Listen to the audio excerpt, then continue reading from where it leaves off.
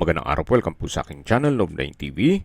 Patalasasan po, meron po ba kayong mga properties na napapabayaan or non-performing assets? Plan nyo ibenta, pero wala kayong oras sa pagbenta nito. Kung ito'y pagkakatiwala nyo po sa amin, tawag lang po kayo sa aking numero, usap po tayo, gawin ko po ng video for free. Yes, libre po, wala po kayong babayaran. Tutulungan pa namin kayong mabenta ang inyong property. Kami na po bala sa marketing, sa boosting or paid ads. Even sa tripping, hindi na po kayo mapapagod sa pag-entertain ng mga buyers. Kami na po bala sa lahat. Tawag lang po kayo. Nandito po tayo ngayon sa Royal Tagaytay Estate kung saan meron po tayong bagong video presentation. Isang residential property na 3-story house. Ito po yung may lot area na 355 square meters at corner lot. Ang bahay po ay may floor area na 450 square meters, more or less. Napakatahimik po ng lugar, sariwa ang hangin, at malamig po ang klima. Ito po yung nasa loob ng isang exclusive subdivision na kumpleto po ang amenities, gaya ng clubhouse, park and playground, swimming pool, basketball court, at marami pa pong iba. Meron din pong golf course at restaurant. Meron pong 24-hour security, kaya safe na safe ang pamilya nyo dito. Nakabakod na po buong property at ito po'y well-maintained. Actually, newly renovated. Kaya ito po'y ready for occupancy. Ang bahay po ay may 7 bedrooms, kasama na po ang maids at driver's room. Ang 5 bedrooms po ay meron pong individual full bathrooms. Sa basement, meron pong isang kwarto na may sariling toilet and bath. Then dito po sa first floor ay meron din pong isang kwarto with full bathroom. Then sa third floor ay meron pong 3 bedrooms with own full bathrooms. Ito po yung setback. Sa dulo po may grotto at yan naman po yung side view ng bahay. Matatanaw po natin yung garahe. Nakakasya ang dalawang sakyan. Yan po yung pedestrian gate. Diyan tayo pumasok kanina. At yan po yung main gate. Reason for selling? Well, may pagbabago lang sa mga plano nila ma'am at sir. Kaya binebenta na nila ito. Nasa Amerika po sila. At kung sakali man po ang interested buyer ay nandyan po, mas mapapabilis po ang inyong transaksyon. Pero kung sakali man po na dito lang naman din sa Pilipinas, ang buyer, wala pong problema, gawa ng may mga kamag-anak naman po sila dito at pwede naman silang umuwi sa Pilipinas. So ito po yung main door na meron pong glass panel.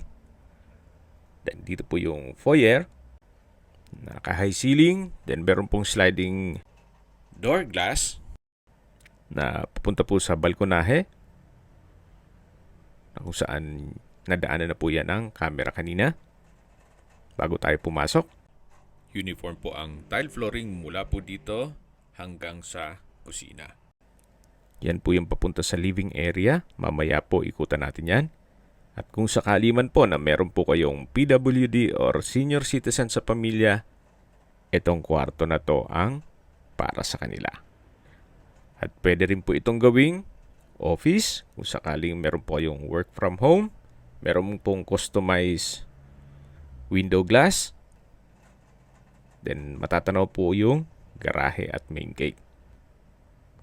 Same design lang po nung tile flooring mula sa labas. Meron din po itong wardrobe. At may window type aircon. So ito po yung first bedroom. Ito po yung tinutukoy ko na wardrobe. Then yan po yung window type aircon. Pwede rin po itong gawing guest room. So, depende po sa magiging use nyo once na na-acquire nyo ito. Alabas na po tayo. Katabi lang po nito yung toilet and bath. Kompleto rin po ang bathroom fixtures, kaya itong hand wash basin, vanity mirror, water closet with bidet, tiled bathroom wall, tissue holder, meron pong shower enclosure, at overhead shower. From floor to ceiling din po ang tiled bathroom wall. Then meron din pong bathroom window with security grill. Napakalinis po, wala po kayong ipapagawa dito. Madalas po kasi sa mga buyer ay inuunang tinitignan ang banyo. So yan po yung common toilet and bath na katabi lang no first bedroom. Lipat na po tayo dito sa kabilang side. Yan naman po yung staircase at mamaya po aakyat tayo dyan. Then dito naman po yung living area o salas. Napakaaliwalas po. Meron pong mga customized window glass. Then double high ceiling na meron pong glass walls and window na nag-serve as natural sunlight at meron pong chandelier. Mula po dito sa living area, matatanaw natin yung formal kitchen at yung dining area. Yan po ang kagandahan pag open concept lang. Walang partitions, kaya maaliwalas. Hindi po masikip ang area. So yan po ulit yung dining area. Then may chandelier, high ceiling, at yan po yung sliding door glass na papunta naman dito sa balkonahe. Mula po dito sa balkonahe, yan po yung corner side ng property. Matatanaw natin yung main gate at pedestrian gate. Ito po yung concrete fence. At tunghayin niyo po itong side view nitong bahay na kung saan pulidong-pulido po ang pagkagawa. Maayos na maayos po siya. Literal pong lilipatan na lang kagad. Ang kulang na lang po dito, kayo at ang gamit nyo. Balik po ulit tayo dito sa loob. Ito po ulit yung living area. Then dito po yung dining area. At lipat na po tayo dito sa formal kitchen. Napakalaki po ng espasyo. Meron pong kitchen countertop, kitchen drawer and cabinet, kitchen window, kitchen sink and faucet. Meron pong space para sa gas range. May range hood na po. Dito naman po ay may wall-mounted kitchen cabinet. Hanggang dito po sa kabilang side. Dito naman po ay may access door na papunta dito sa itong window na yan ay may maliit na countertop. At meron pong sink and faucet. Kung busy talaga dun sa formal kitchen, may manghugasin, pwede pong gawin dito. Especially pag may mga okasyon at busy na sa area ng formal kitchen. Ito naman po yung hagdan na papunta naman sa basement. So naka-concrete staircase. Then meron pong glass blocks na nag-serve as natural sunlight dito sa staircase. At nandito na po tayo sa basement. Napakalaki po ng espasyo. Meron pong sliding window glass and door na may security grill.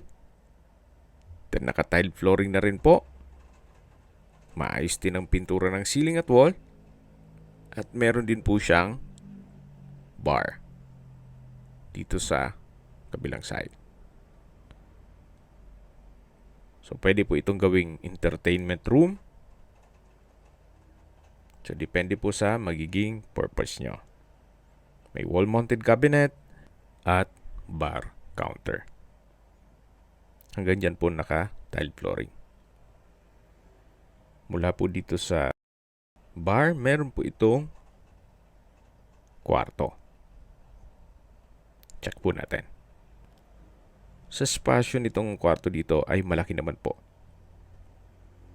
Naka-tile flooring, may crystalline center lamp and pin lamp, may sliding window glass with security grill. Kahit po 3 double deck na bunk bed ay kakasya dito. Kung sakaling malaking pamilya talaga kayo. Labas po tayo at matatanaw natin yung bar counter, then yung hagdan, at dito naman po yung toilet and bath. Maayos din po ang toilet fixtures, ganitong hand wash basin. May water closet with bidet, tissue holder. Then malinis din po itong tile bathroom wall na from floor to ceiling. Ito po yung shower enclosure, yung shower, at meron pong bathroom window with security grill. So wala rin po yung papagawa dito, napakalinis po. Tunghayan niyo po ulit itong basement at yung bar o entertainment room. Ito po yung tinutukoy ko na sliding door glass with security grill na papunta naman sa service area. Ito po yung staircase. Sa likod dito ay may glass blocks. At malaking bagay po yan para hindi na gumamit ng kuryente. Kaya may natural sunlight. Nandito na po tayo sa taas at babalik po ulit tayo dito sa may formal kitchen. Yan po, tunghayan niyo po ulit. Napakaliwalas po at malaki ang spasyo. Mula po dito, yan po yung dining area. Ito naman po yung living area. At dito na po yung staircase o hagdan. Sa ilalim po nito ay pwede pong lagyan ng understair storage na kung saan malaki din ang espasyo nito. Actually, pwede po ditong lagyan ng powder room. So, depende po sa inyo. Naisip ko lang naman na sayang ng espasyo. Then, nandito na po tayo sa hagdan. Naka-wooden staircase, wooden handrail, at meron pong glass blocks na nag-serve as natural sunlight dito sa staircase. Akyat po tayo. Samahan niyo po ako. At nandito na po tayo sa 3rd floor kung saan ito po yung hallway na pwedeng gawing family area. Gawa ng malaki naman ang espasyo. Then, dito po nakapwesto yung 3 kwarto. Ito naman po yung open below. May chandelier. At mula po dito matatanaw natin yung living area o salas. Then yung sliding glass door papunta sa balkonahe. Check na po natin yung mga kwarto. May mga outlet na rin po dito sa wall. At ito po yung unang kwarto dito sa 3rd floor. Napakalaki po ng espasyo. May customized window glass, crystal light fixtures. Then meron pong drawer and dresser at wardrobe na from floor to ceiling po yan. Meron din pong window type aircon. Mamaya po check natin tong access door na yan papunta sa balkonahe. Check po natin itong toilet and bath. Meron pong hand wash basin, vanity mirror, water closet with bidet, shower enclosure. From floor to ceiling po ang tile bathroom wall. Meron pong overhead shower at bathroom window. Centralized po pala yung water heater sa lahat ng bathrooms. Hindi ko lang nabanggit kanina. Ito po yung tinutukoy ko na access door papunta dito sa may balkonahe. At mula naman po dito, matatanaw ninyo ang inyong mga magiging kapitbahay. Yan po, tunghayin nyo po, napakaaliwalas. Napakatahimik. So maganda rin po itong gawin yung bahay bakasyonan o retirement home ninyo.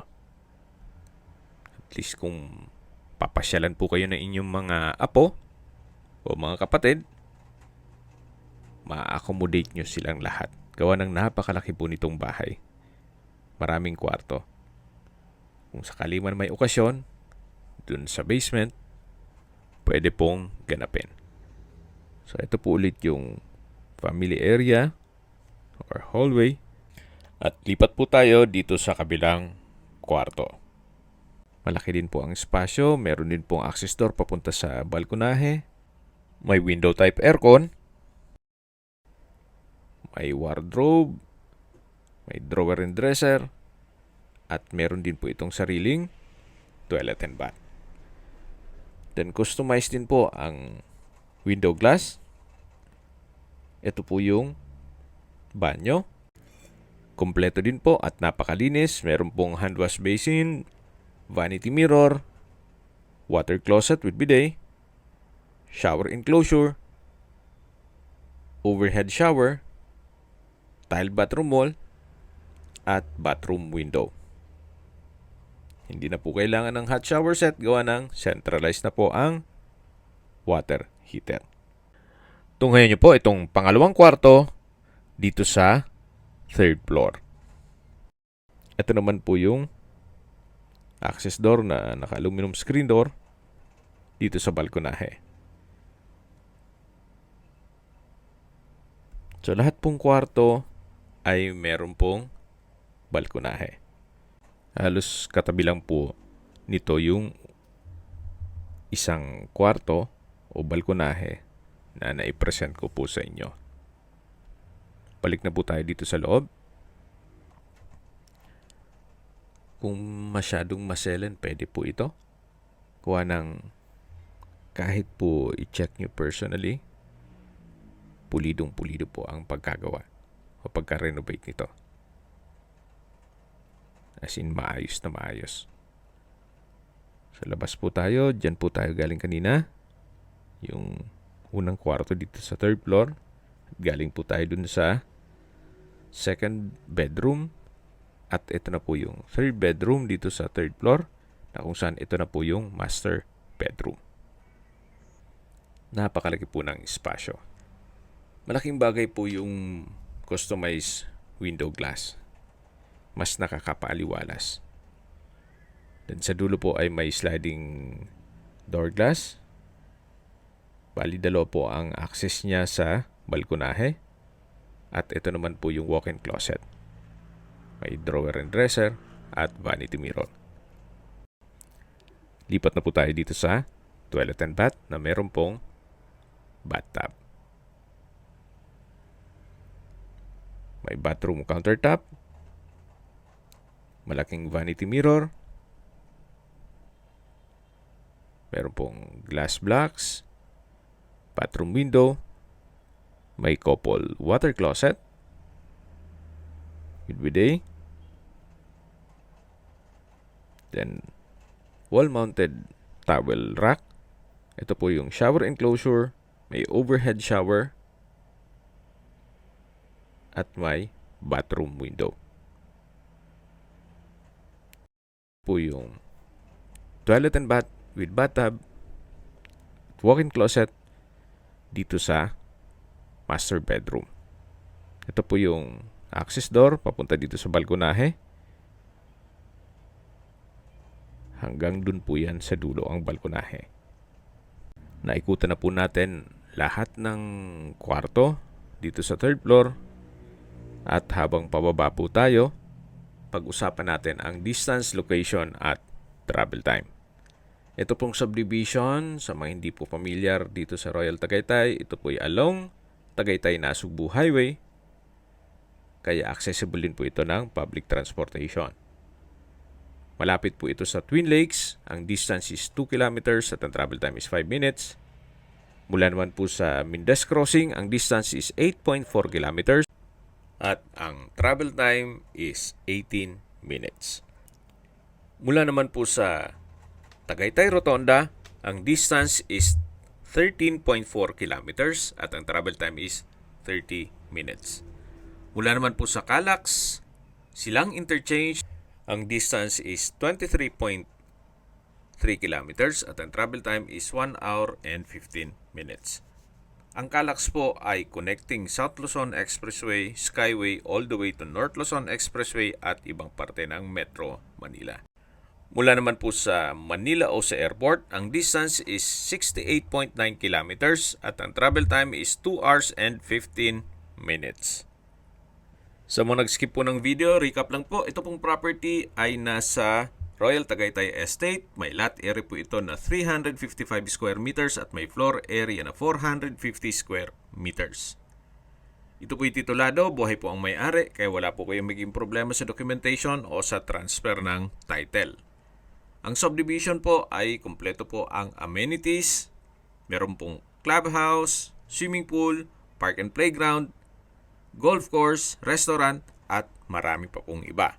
Meron din pong 24 hours security. Ito po yung nasa mataas na lugar. Ang estimated elevation above sea level ay 1,939 feet. Kaya flood-free area. Well, we all knew naman na wala pong baha dito sa Tagaytay. At binebenta po ito ni owner sa halagang 35.8 million pesos net. Ibig pong sabihin, si buyer na po ang sasagot sa lahat ng taxes at expenses with regard to documentation. Ito po yung hagdan na papunta sa service area, pero bago po tayo bumaba, tunghayan niyo po ito, side view nitong bahay. Lahat ng corner po ay detalyado, maayos na maayos. At bababa na po tayo. Yan po yung concrete fence. Paikot na po yan. At meron pong pocket garden. Ito naman po yung service area o dirty kitchen. At ito po yung driver's room. Maayos din po ang pintura ng ceiling at wall. Then may outlet at may window glass. High ceiling din po siya. Dito naman po yung pressurized water tank. In case ng water shortage, may backup. Then dito po yung service area na may tiled countertop. Ito naman po yung toilet and bath na may hand wash basin, water closet, at ito po yung naka-tiled bathroom wall. Katabi lang po nito yung maid's room. So maayos din po ang pintura ng ceiling at wall. At meron din pong sariling window glass. Ito po yung overhead tank. At ito po yung setback. Paikot na to sa harapan ng bahay. Then matatanong natin yung grotto. Ito po yung sliding door glass na papunta naman sa entertainment room o bar. Then ito po yung window glass naman dun sa kwarto. Ito po yung grotto. Kung sakali man po na interesado po kayo dito sa property, pwede naman po tayo mag-counter offer sa asking price ni owner na 35.8 million pesos net. Yan po yung balkonahe at sa taas yung mga kwarto. At dito naman po yung corner side ng property. Kung gusto nyo magpaset ng tripping, medyo mag-schedule tayo ahead of time para ma-inform ni owner yung kanyang kapatid dito sa Pilipinas at ma-assist po tayo. Kung may mga katanungan po kayo, tawag lang po kayo sa aking numero. At sa mga kababayan naman natin nasa ibang bansa, meron po akong WhatsApp, Viber, at Telegram. Same number lang po, 0917-316-3399. Sa mga nagtatanong naman po ng aming Facebook, meron po aming Facebook page na Nov9TV at Facebook Reel Video. Meron din pong TikTok at Instagram. May ibang YouTube channel po kami, the Nov9TV channel, Nov9TV Listings, Nov9TV On The Spot, Nov9TV Updates, at Nov9TV House Rental. Sana po naibigyan nyo ang video presentation. Paki-like and subscribe na lang po sa aking channel para ma-update din po kayo sa aking future listings. Kung sakali po hanap nyo yung mas malaking sukat ng lupa, meron din po kami ibang listings na pwede nyong pagpilian. Huwag po kayong mag-atubiling tumawag sa amin. Then, let us know your budget para malaman namin kung anong property pwede naming ilog sa inyo. Sa lahat pong viewers, subscriber at nagtiwala po sa amin, salamat po sa suporta. Ingat po kayo lagi at yung pamilya. Maraming salamat po.